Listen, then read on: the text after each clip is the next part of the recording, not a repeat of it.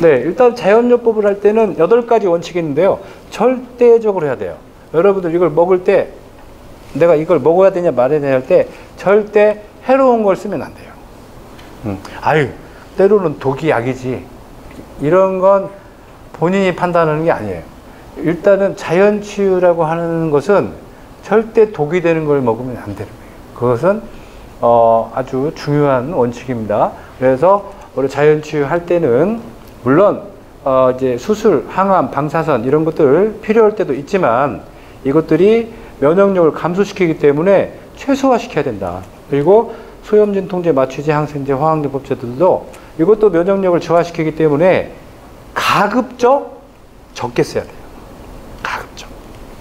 가장 안타까운 경우 암 환자들이나 이런 당뇨암 또는 관절염, 난치성 질환 병을 갖고 있는 분들이 가장 이렇게 좋아질 수 있는 어떤 그 찬스가 있어요. 극적으로 개선이 된 찬스가 있어요. 그게 뭐냐면 몸에 몸살기 있으면서 열이 나는 거예요. 와, 열이, 몸살기 있으면서. 그런데 이걸 어떻게 인식을 하냐에 따라 다른 거잖아요. 내가 지금 현재 암 환자인데 몸에서 막 열이 나고 몸이 아파요. 그러면 이럴 때 나는 더 악화되고 있는 거예요. 그렇죠? 악화되고 이거 좋아지는 거예요.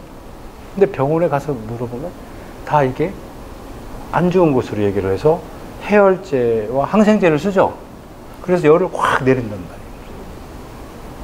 대단히 문제예요. 신이 준 마지막 기회입니다. 이 난치병 환자들에게 열은요, 굉장히 중요한 신호예요. 이게 치유가 스타트 됐다는 신호인데, 이걸 그냥, 일종의 우리가 염증 증상으로 치부를 해서 해열제와 항생제를 쓰는 순간, 그 모처럼 황금과 같은 그런 기회를, 영원히 잃어버릴 수 있다는 거예요. 그러니까 우리가 이 자연요법에서 보면 가장 중요한 게 열이에요. 열과 산소예요. 이게 열과 산소를 확보해 놓으면 우리 갖고 있는 지금 만성 난치적인 이런 기능적인 문제들이 해결되는 경우가 상당히 많더라는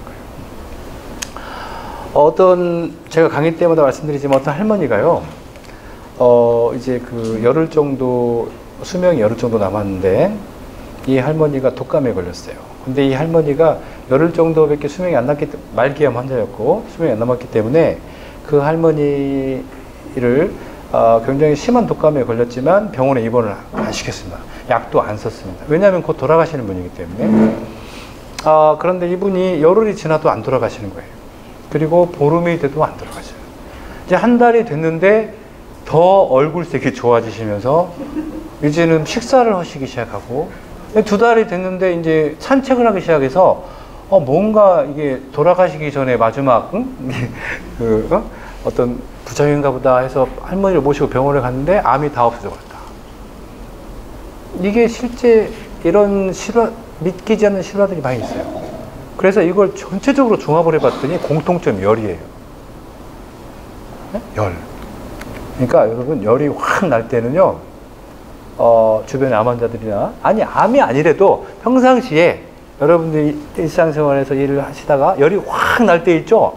이때는 내 몸에 있는 나쁜 암세포들, 염증세포들이 다 타는 날이다. 그러니까 그때 그 날을 부활의 날로 생각을 해야 되는데, 그 날을 불나는 날로 생각을 해가지고, 그렇게 해가지고 막 그 항생제와 소염제 폭탄을 막 쏴버리는 거예요. 그러면은 우리 몸은 진짜 모처럼 얻은 기회를 다 날려버리는 거예요. 그리고 우리 몸에 어떤 안 좋은 기억을 주는 거예요. 우리 면역세포들한테. 어떤 기억이냐면, 우리 주인은 되게 무식하다. 얘는 더 이상 우리하고 소통이 안 된다. 앞으로 열 나는 일은 없을 거다. 이런 식으로 이제 양치기 소년처럼 이제 되는 거예요. 그래서 얘가 열 날 때마다 자꾸 해열제를 먹으니까, 아니, 당연하죠. 아이들은 더 심각해요. 아까 얘기했던 타이레놀이나 뭐 이런 이부프로펜, 브루펜 이런 것들 굉장히 심각합니다. 그리고 아이들 지금 백혈병 있잖아요. 아이들 백혈병이 많이 생기잖아요. 이 이유가 소염 진통제 엔사이드라고 하는데 이거 많이 원인이 나오고 있어요. 조혈세포를 다 파괴시키기 때문에. 그리고 해열제 안 써서 어떻게 문제되는 아이들은 거의 없어요. 그리고 아이들 뭐 경기 한다고 하는데 경기 한다고 해서 크게 문제되는 거 아니에요. 그러니까 그게 뭐 뇌가 뭐 파괴 그 정도 되려면요 41도, 2도까지 막 와서 올라야 되고, 그러니까 제가 지금까지 본 뭐 저도 한 4만 명 정도 그 아이들 봤는데 그 40도 이상 올라가는 거 거의 못 봤어요. 그리고 그 전에 이미 다 알아서 떨어집니다. 그러니까 그런 걸 가지고 미리 두려워가지고 37도 5분만 넘어가면 그때부터 막 먹이는 거예요. 그렇게 올라가지 않아요. 그리고 39도까지 올라가면 더 좋아야 됩니다. 그 아이는요 앞으로 암에 안 걸릴 수도 있어요. 왜냐하면 진짜 열병을 확 앓잖아요. 그러면 우리 몸 안에 아주 좋은 항체가 면역체가 형성되는 거예요. 그래서 지금 수두 걸리기 운동 들어보셨나요? 네? 네. 엄마들 사이에서 수두 걸리기 운동이 막 벌어진 적이 있어요. 왜냐하면 수두에 걸리면은 암을 이겨내는 그 면역세포가 대량 생산이 되는 거예요. 그러니까 수두가 뭐 아무것도 아니잖아요. 그 지금 뭐 암 예방 백신 맞는 거잖아요. 이게 엄마가 지금 현대의학이라고 하는 부분이 약간 그런 그 수두라든지 홍역 뭐 이런 부분에 대해서 예전에 수두 홍역 걸리면 이렇게 문제가 됐던 이유는요, 예전에 영양 상태가 안 좋았잖아요. 춥고 배고프고 이럴 때는 뭐든 많이 생깁니다. 소아마비, 뭐 백일에 이런 백신들 많이 맞는 많이 생길 수 있겠. 근데 요즘엔 그런 영양실조 별로 없지 않습니까? 없기 때문에 굳이 그걸 우리가 그 수두나 이 홍역 걸렸다고 그래서 그것이 꼭 지금 옛날처럼 그렇게 치명적인 그런 결과가 나온다 이런 경우는 거의 없기 때문에 그런 것 자체도 열이 나올 때도 우리가 되도록이면 좀 지켜보면서 아직 열이 많이 나갈 때면 그때는 이제 병원에 가더라도 너무 처음부터 메디케이션 하지 말라는 거예요. 처음부터 메디케이션 안 해요. 근데 그걸 지금은 이제 이게 약으로, 합성약으로 메디케이션 하지 말고 여러분들이 이제 천연물로 여러분들이 그걸 하는 방법들을 이제 제가 이제 알려드리려고 하는 거고, 유럽에서는 이미 많은 부분들이 이 면역과 관련된 질환에서는 많은 부분들이 천연물 쪽의 케어를 많이 하고 있습니다. 네. 10분 쉬었다가 하도록 하겠습니다. 후반전 시작하겠습니다. 제가 이 강의 시간을 지금 4시까지 강의를 진행을 할 텐데 앞으로 진행할 내용이 너무너무 많고 그래서 제가 원래 말이 좀 느린데 굉장히 빠르게 진행을 노력을 해보겠습니다. 여튼 무해해야 된다. 그 다음에 내 몸을 신뢰해야 됩니다. 여러분들이 제가 아까 말씀드렸지만 여러분들의 기억, 교육은 불과 50년밖에 안 된 거예요.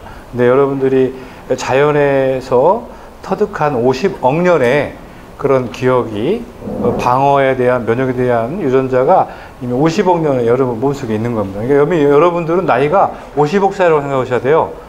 여러분들은 훌륭하게 지금까지 이겨내신 거예요. 이미 여러분들이 유전자에 문제가 있는 사람들 같으면 지금 여기에 이렇게 남아있지도 못했을 겁니다. 여러분들은 다 싸워서 이긴 승자들이기 때문에 여러분들은 그 몸 안에 있는 자연치유를 신뢰해야 돼요. 내가 지금 몸에서 열이 나든 코가 아프든 콧물이 나든 기침가래가 오든 이건 여러분들이 몸에서 뭔가 몸에 나쁜 것들이 바깥에 나가고 있고 좋은 쪽으로 선행되고 있다는 그런 확실한 믿음을 가지셔야 돼요. 그래야만이 여러분들이 이겨낼 수 있어요. 안 그러면은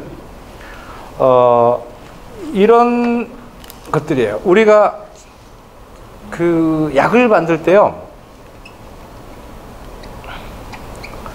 플라세보라고 들어보셨나요?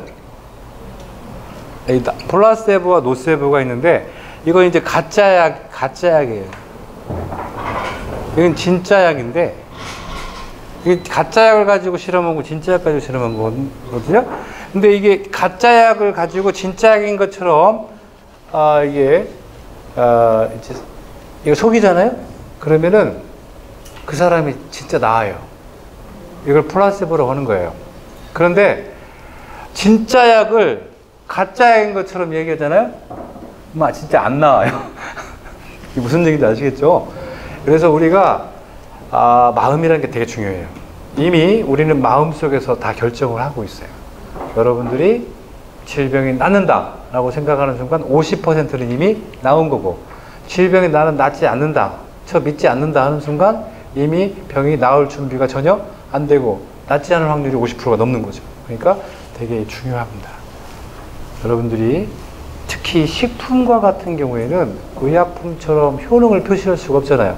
그렇기 때문에 여러분들이 거기에 대한 신뢰와 다른 사람의 신뢰를 주는 게 되게 중요한 부분들이 되겠습니다.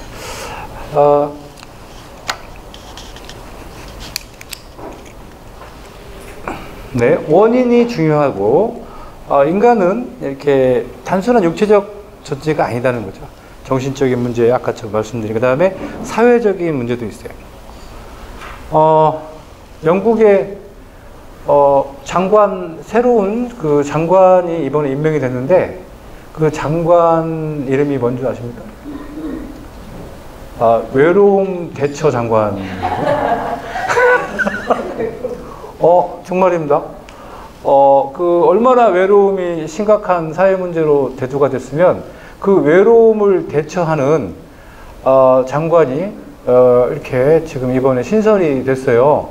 이게 왜냐하면 그 외롭다는 것은 자살 문제가 아니고 사회적 문제가 되고 있는 거예요. 왜냐하면 이제, 노인층들이 많아지고 젊은이들도 이제 실업률이라든지 이런 것들이 많아지면서 되게 중요한 부분들. 그래서 이 사회적 관계라고 하는 것이 자연치유에 되게 중요해요. 저 사람이 외로울 때 옆에서 말 들어주는 거 있죠? 이것만으로도 저 사람이 치유될 수 있는 확률이 얼마나 높아집니다. 그래서 제가 이제, 명의라고 하시는 분들 있잖아요. 이분들 이렇게 보면, 명의라고 하는 거. 이게 이제 물론 수술을 잘 해야지 되는 분들을 저는 명의라고 생각을 하지만, 이 내과의 명의는, 외과의 명의는 수술을 잘 하시는 분이에요. 하지만 내과의 명의는 약을 잘 쓰는 사람이 아니에요. 약을 많이 쓰는 사람은 절대 훌륭한 내과의가 아닙니다. 약을 최소한 쓰면서 환자를 정성스럽게 돌봐주는, 즉 환자의 말을 경청해주는, 환자를 이해해주는 이런 내과의가 최고의 내과입니다. 그건 편안해진다는 거죠. 환자가 대부분들이 다 불안한 상태에 있는 거예요. 그러면 그런 선생님들 한 10분 이야기 딱 선생님 말을 들어주고 마지막에 힘내세요. 앞으로 잘 되실 겁니다. 특별한 것도 없지만 잘 되실 겁니다. 그 한마디에 병이 다 나은 것처럼 느끼시는 거죠. 그러니까 이게 되게 사회적 관계를 고려한다는 게 되게 중요합니다. 여러분들이 건강관리사로서 또는 환자로서 이 자연치유를 만약에 시도할 때 그 사회적 관계를 항상 우리가 염두에 둬야 된다. 요거. 네. 이게 이제 친절하게, 정성을 다해서 친절하게 내가 당신의 옆에 파트너다, 보호자다, 이런 생각을 가게끔 한다면 치유에 많이 도움이 된다는 거예요. 예방이, 암에 걸린 사람들이요, 거의 80%가 다 재발합니다.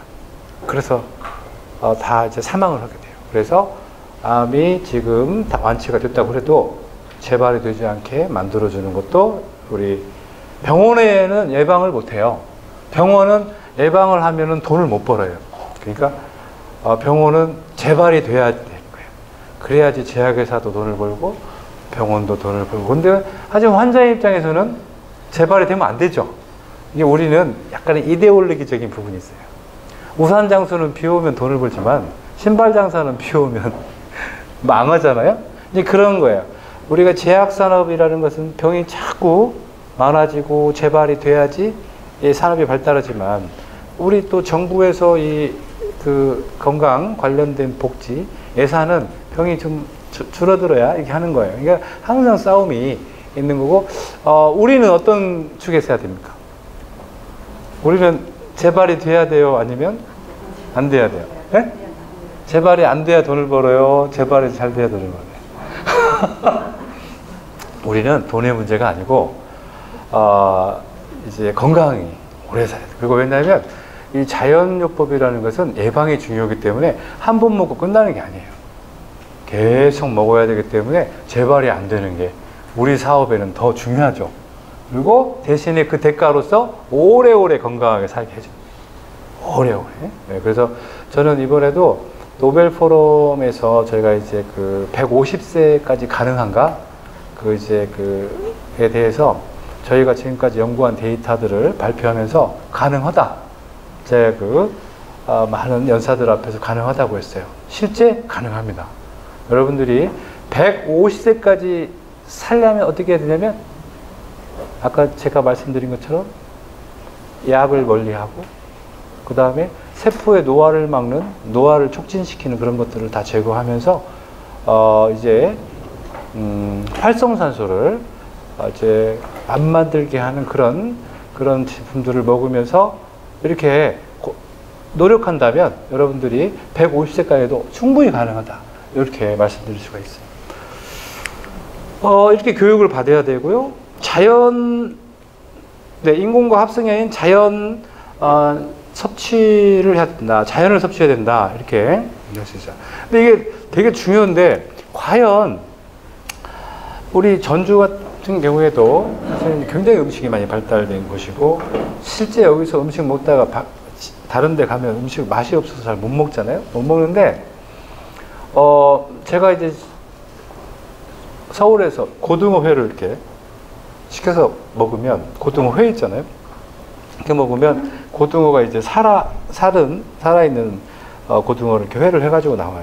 그래서 이제 이건 되게 좋은 자연식이다 해서 먹었는데, 어느 날 보니까 이 고등어가 양식인 거예요. 고등어를 양식으로 하는 거예요. 그러니까 지금 그 양식을 안 하는 게 거의 없더라고요. 참치도 양식을 하더라고요. 다랑어 양식하고, 그러니까 우리가 지금 우리 식탁 위에나 뭐 이렇게 보는 이런 그 회들이 다 양식이에요. 근데 중요한 건 양식인데 이게 자연산이라고 할 수 있느냐 없느냐, 어떻게 생각하십니까? 양식은 자연산일까요? 자연산이 아닐까요? 네? 아니요?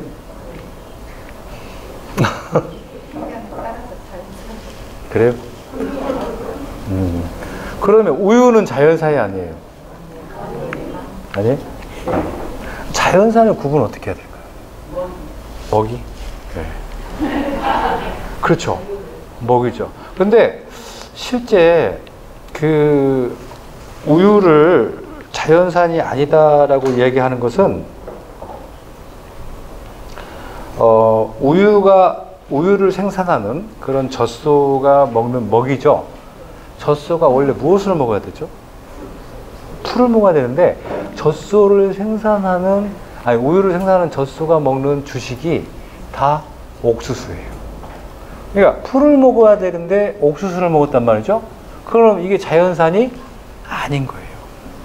왜? 원래 소는 풀을 먹는 구조로 내장이 형성이 되어 있는 거예요. 이 옥수수를 먹다 보니까 이 내장 자체가 다 혼란을 일으키고 면역계가 깨지고, 그 면역계에서 만들어낸 그 호르몬, 이 호르몬들이 다 잘못된 호르몬들이 우유에 다 섞여 나오죠. 그러다 보니까 그 옥수수를 먹은 젖소에서 나온 우유를 먹으면 암에 걸리는 거예요. 살찌고 지방간에 고혈압, 당뇨 다 걸리는 거예요. 이런 게 문제죠. 참치를 먹으면, 원래 고등어나 참치 먹으면 오메가3가 많다고 그러죠. 그러니까 뭐 혈액순환도 잘 되고 뇌도 좋고. 근데 아니 갑자기 고등어를 먹었는데 갑자기 머리가 어지러지라고, 혈압도 높아지고 이러는 거예요. 그래서 봤더니 이 참치나 고등어 사료를 먹여가지고 키우는데 다 옥수수를 먹었어요. 원래 참치나 고등어는 뭘 먹어야 돼? 물고기를 먹어야죠. 물고기나 해조류를 먹어야 되는데 애들이 옥수수를 먹으니까 걔네들이 다 면역계가 파괴돼가지고 애들이 뭐 오메가3가 아니라 오메가6가 많아진 거예요. 그럼 왜 옥수수를 먹이냐? 왜 먹을까? 옥수수가요, 키로당 200원이에요. 킬로그램당 200원. 그리고 그 옥수수는 다 유전자 조작으로 만든 거예요. GMO라고. 싸고, 또 옥수수를 사료로 쓰면 보통 다른 자연산 사료를 쓸 때보다 3~4배 빨리 큽니다. 옥수수를 싸고 빨리 구우니까 다 쓰. 여러분들이 먹는 짜장면의 100%가 옥수수. 이거 짜장면을 먹으면 여러분들이 막 커요. 막 커요. 암도 크고 막 커요. 그러니까 이게 다 GMO로 되어 있는 거예요. 그러니까 여러분들이 나는 옥수수 안 먹어. 내가 이게 옥수수의 습격이라고 하는 그 책이 있어요. 한번 읽어보세요. 그럼 나는 옥수수 안 먹어. 그런 분인데 실제 여러분 식당에 다 옥수수예요. 다 식단이 옥수수라고 보시면 돼요. 네. 그러니까 그런 것들은 천연물이 아니다. 자연의 물질이 아니다. 그래서 우리가 자연이라고 하는 것은 형태가 똑같은 게 아니고 실제 그게 양식이 되느냐, 이게 자연적인 상태에서 컸느냐가 되게 중요하다. 그래서 이제 비닐하우스에서 이렇게 생성된 토마토나 비닐하우스에 생성된 야채들이 과연 이게 자연이냐 아니냐 이렇게 보는데 자연이 아니죠. 자연의 모양을 띈 이제 인공 양식 그 식물이죠. 그렇기 때문에 그런 걸 먹어가지고는 여러분들의 몸을 건강하게 할 수가 없다는 거예요. 우리가 자연이라고 하는 것은 햇빛, 그 다음에 공기, 바람, 뭐 이런 것들, 그 다음에 뭐 병충해 이런 것들로부터 자기를 지키기 위해서 온갖 방어물질을 만들어내고 비타민, 미네랄들을 흡수하고 이렇게 저항하면서 만들어진 식물들이 여러분들이 몸에 들어가서 여러분들의 몸을 건강하게 만드는 거지, 이게 그냥 막 수량으로 물량으로 막 맞추기 위해서 대량 생산된 이런 것들은 자연이라고 볼 수가 없다. 제가 깜짝 놀랄 만한 사실 하나 말씀드리면, 저도 그 말 듣고 사실은 참 생각을 많이 했는데요. 제가 물어봤습니다. 닭의 수명이 얼마나 되냐 물어보니까 자기도 모른다는 거예요. 제가 양계장집에다 물어봤거든요. 자기도 모른대요. 왜냐면 그 전에 다 죽으니까 저기 양계장집을 20년을 넘게 했는데도 모른다는 거예요. 그래서 봤더니 우리가 이렇게 치킨으로 올라오는 거 있죠. 뭐 이렇게 BBQ라든지 올라오는 게 딱 한 달이래요. 한 달 이렇게 해서 올라오는 거고, 뭐 우리가 산란계 있잖아요. 산란계. 알 낳는 것들은 한 뭐 1년 6개월인가 2년 정도 후에 다 다시 잡는다고 하더라고요. 이게 이제 뭐 그래서 도대체 얼마를 사는지 모른다는 거예요. 그 다음에 이제 가장 문제되는 게 닭과 돼지인데, 돼지가 그 밀폐 사육을 하잖아요. 근데 돼지가 밀폐 사육을 하는데 소는 그나마 괜찮아. 밀폐가 아니니까. 근데 밀폐 사육인데 똥 오줌에 의해서 암모니아 가스 있죠. 확 올라오는. 근데 그 가스가 아까도 말씀드린 발암물질이라고 했잖아요. 돼지를 이렇게 뭐라고 하지? 도축을 하루에 한 2,000마리 정도 하는 데가 있는데, 도축을 할 때 보면 제가 그랬거든요. 제가 돼지 간을 저희가 지금 이제 어떤 의약품을 개발할 때 좀 돼지 간이 좀 필요해서 돼지 간 좀 구해달라고 그랬더니, 돼지 간을 이렇게 하면요 한 30%에서 암이 나온대요. 그러니까 이런 거예요. 돼지가 한 6개월 정도밖에, 6개월만 키우거든요. 돼지도 수명이 몇십 년 되는데 한 6개월에서 한 1년 정도 뭐 키운다고 하는데, 그 기간 동안 암이 걸리는 거예요. 환경에 의해서. 아까 말씀드렸잖아요. 암모니아 가스. 간암. 간암. 그러니까 간암만 걸리겠어요? 그 내장을 다 부산물을 다 하다 보면 다 암이 딱딱하게. 그런 또 그것들을 다 어떻게 하냐 했더니 다 순대로. 순대, 예. 아니 먹으면 안 되는 게 아니라 사실은 이런 거 같아요. 근데 그거 판단을 해야 돼요. 그러니까 순대도 봐서 이게 암이 있는지 없는지 다 그런 거예요. 근데 우리가 음식이라고 하는 게 되게 중요하다는 거예요. 근데 지금 그런 사육, 그러니까 아까 제가 말한 사람도 저희도 어떻게 보면 사육되고 있을 수도 있어요. 크게 보면 아파트에서 사육. 네. 그럼 밀폐된 공간에서. 그 다음에 요즘에 뭐 반도체 공장에서 일을 했던 그런 그 청년들이 그 뭐 소녀들, 그렇게 소년들, 여성들, 젊은 여성들이 백혈병에 막 걸려가지고 문제가 되잖아요. 그것도 밀폐된 공간에서 이제 유해 화학 성분들이 코로 들어와서 백혈병을 걸리고 산재로 인정이 됐잖아요. 응? 그러니까 우리가 이제 그런 것들에 대한 개념이 좀 필요하다. 그래서 우리가 실질적으로는 자, 저게 진짜 나한테 자연이냐 아니냐. 특히 몸이 아플 때는 되게 가려서 먹어야 되는데 지금 그나마 제가 이렇게 봤을 때 해조류는 살아있는 것 같아요. 해조류가 뭐냐면 미역, 다시마, 김, 뭐 해조류라고 하죠. 해조류 이런 것들하고 그 다음에 뭐 산에 있는 나물들 이런 것들하고 좀 살아있고 그 다음에 약간 냉동된 그 냉동 상태에 있는 생선들, 살아있는 생선은 안 돼요. 살아있는 생선들은 다 양식된 거라고 보시면 오히려 살아있는 걸 조심해야 돼요.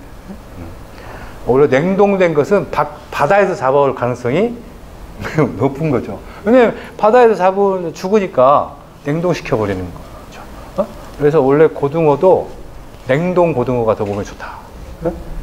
이렇게 보셔야 됩니다.